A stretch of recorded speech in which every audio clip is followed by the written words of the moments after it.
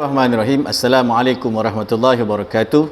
InsyaAllah pada hari ini saya akan berkongsi dengan anda tutorial pembelajaran dan pemudacaraan subjek pendidikan Al-Quran dan As-Sunnah tingkatan 5 KBSM dalam bidang ulumul Quran, pelajaran yang ke-11 iaitu Makiyah dan Madaniyah.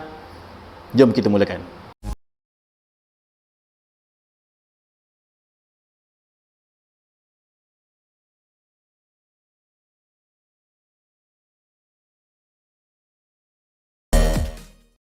Di dalam video kali ini, saya akan berkongsi kepada anda fakta-fakta penting dengan olahan dan huraian yang ringkas bagi memudahkan anda di luar sana. Saya juga telah sediakan link download di bawah ini, di ruangan description, bagi membolehkan anda memuat turun nota bagi tajuk ini. Kita teruskan kepada perbincangan mengenai pengertian Makiyah dan Madaniyah. Terdapat 3 pendapat ulama' berkaitan dengan pengertian Makiyah dan Madaniyah ini. Yang pertama merujuk kepada tempat, yang kedua merujuk kepada kumpulan sasaran, dan yang ketiga merujuk kepada masa. Yang pertama tempat. Makiyah merujuk kepada ayat atau surah yang diturunkan di Mekah dan kawasan sekitarnya seperti di Arafah, Mina dan Muzdalifah. Manakala Madaniyah pula merujuk kepada ayat atau surah yang diturunkan di Madinah dan kawasan sekitarnya seperti Badar dan Uhud. Pendapat yang kedua berdasarkan kumpulan sasaran. Ayat Makiyah merujuk kepada ayat atau surah yang diturunkan kepada penduduk Mekah dan kawasan sekitarnya, manakala ayat Madaniyah merujuk kepada ayat atau surah yang diturunkan kepada penduduk Madinah dan kawasan sekitarnya. Pendapat yang ketiga berdasarkan masa, iaitu merujuk kepada Makiyah ayat atau surah yang diturunkan sebelum hijrah, manakala Madaniyah pula merujuk kepada ayat atau surah yang diturunkan selepas hijrah Nabi SAW dari Mekah ke Madinah. Baik, berdasarkan 3 pendapat ni, manakah pendapat yang paling rajih? Pendapat yang paling rajih adalah berdasarkan masa. Kerana tidak semua ayat Makiyah diturunkan di Mekah dan kawasan sekitarnya. Begitu juga ayat Madaniyah diturunkan di Madinah dan sekitarnya. Ada yang diturunkan bukan di Mekah atau Madinah. Contohnya diturunkan di Tabuk. Alasan yang kedua ialah tidak semua ayat Makiyah yang menggunakan lafaz ya ayuhan nas kan ditujukan kepada penduduk Mekah, dan tidak semua lafaz ya ayyuhallazina amanu ditujukan kepada penduduk Madinah dan kawasan sekitar. Ada yang ditujukan kepada penduduk yang bukan di Mekah dan Madinah. Faedah mengetahui Makiyah dan Madaniyah. Yang pertama, dapat mengetahui dan memahami sejarah perundangan Islam. Dengan mengetahui ayat Makiyah dan Madaniyah, kita dapat mengetahui tahap-tahap dan peringkat-peringkat sesuatu hukum sebelum ditetapkan oleh Allah Subhanahu wa taala. Faedah yang kedua, boleh membantu mufassirin mentafsir Al-Quran. Maksudnya dengan mengetahui ayat Makiyah dan Madaniyah, seorang ahli tafsir itu mampu untuk mengetahui kepada siapa ia diturunkan, masa bila ia diturunkan, agar memudahkan dia untuk mentafsir Al-Quran dengan betul. Yang ketiga, dapat mengetahui dan memahami sirah Rasulullah sallallahu alaihi wasallam. Dengan mengetahui Makiyah dan Madaniyah, seseorang itu dapat mengetahui kedudukan Nabi SAW, berada sama ada dia berada di Mekah ataupun di Madinah. Akan menambahkan lagi pemahamannya tentang sirah Nabi SAW. Yang keempat, dapat menambah keyakinan terhadap keaslian Al-Quran.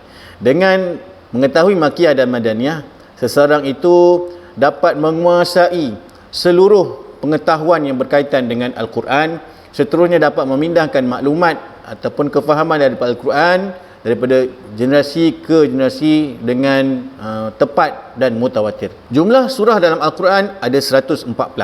Daripada 114 itu dibahagikan kepada 3, iaitu Makiyah 82 surah, Madaniyah 20 surah, dan khilaf ulama', maksudnya surah yang berbeza pendapat ulama' sama ada Makiyah atau Madaniyah, itu ada 12 surah. Baik, kita teruskan kepada surah-surah Makiyah yang 82. Di sini saya senaraikan beberapa surah yang termasuk dalam surah Makiyah. Antaranya surah yang melibatkan nama-nama orang. Contohnya Yunus, Hud, Yusuf, Ibrahim, Maryam, Toha, Luqman, Nuh. Ada 8 saya senaraikan. Kemudian surah-surah, ada 8 surah daripada surah-surah MTQ ataupun surah hafazan, majlis tadarus Al-Quran, sekolah-sekolah menengah, iaitu surah As-Sajadah, surah Yasin, Ad-Dukhan, Al-Waqi'ah, Al-Mulk, Al-Insan, Al-A'la dan Al-Ghashiyah. Selain daripada surah MTQ, surah-surah ini juga adalah surah-surah hafazan kelas kemahiran Al-Quran. Dan yang ketiga, surah-surah lazim yang dibaca dalam solat tarawih. Antaranya surah At-Takatsur, Al-Asr, Al-Humazah, Al-Fil, surah Quraisy, surah Al-Ma'un, surah Al-Kautsar dan surah Al-Kafirun. Manakala surah Madaniyah yang 20, saya senaraikan di sini keseluruhannya yang dibagikan kepada 3 kategori, iaitu empat surah yang terawal, Al-Baqarah, Ali Imran, An-Nisa dan Al-Maidah. Kemudian surah-surah panjang yang lain selain daripada 4 surah yang terawal itu, surah Al-Anfal, At-Taubah, An-Nur, Al-Ahzab, Muhammad, surah Al-Fath, surah Al-Hujurat, Al-Hadid. Surah lazim ada satu saja. Surah lazim ini surah yang pendek dan sering dibaca, iaitu surah An-Nas. Yang lain semua surah-surah yang panjang, menunjukkan bahawa surah-surah Madaniyah ni surah-surah yang panjang. Baiklah, kita teruskan kepada surah khilaf, maksudnya surah yang ulama berselisih pendapat sama ada ia Makkiyah ataupun Madaniyah. Ada 12 keseluruhannya. 4 daripadanya adalah Al-Fatihah dan 3 kul, iaitu Qul a'udzu birabbin nas, surah An-Nas, surah Al-Falaq dan surah Al-Ikhlas. Manakala yang lain adalah surah-surah yang terdapat pada surah yang panjang dan surah yang sederhana panjang.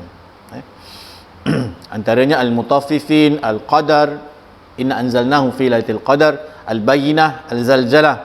3 surah yang dimerahkan ini terdapat dalam juzuk Amma. Manakala yang lain Al-Ra'du, Ar-Rahman, As-Saff dan At-Taghabun. Kita bincangkan pula perbezaan bentuk-bentuk ayat Makkiyah dan Madaniyah. Bentuk-bentuk ni maknanya yang dapat dilihat dengan mata kasar. Kita lihat, ada lafaznya, ada kalimah yang tertentu. Baik, ayat Makkiyah, surah ataupun surah yang ada lafaz ya ayuhan nas. Manakala Madaniyah, surah yang ada lafaz ya ayyuhallazina amanu. Makkiyah, semua surah yang terdapat lafaz ya bani Adam. Manakala Madaniyah, semua surah yang menceritakan tentang ahli kitab. Ada perkataan ya ahlul kitab. Yang ketiga, semua surah yang ada lafaz kalla. Dan yang Madaniyah pula kebanyakannya surah yang panjang. Yang keempat, semua surah yang menceritakan para rasul dan umat terdahulu. Manakala Madaniyah, semua surah yang menceritakan kisah orang munafik, kecuali surah Al-Ankabut. Seterusnya, bentuk-bentuk ayat Makkiyah yang lain, semua surah yang ada ayat sajadah, semua surah yang dimulakan dengan huruf hijaiyah, kecuali Az-Zahrawain, iaitu surah Al-Baqarah dan surah Ali Imran. Yang ketujuh, semua surah yang menceritakan Nabi Adam alaihissalam dan Iblis, kecuali surah Al-Baqarah.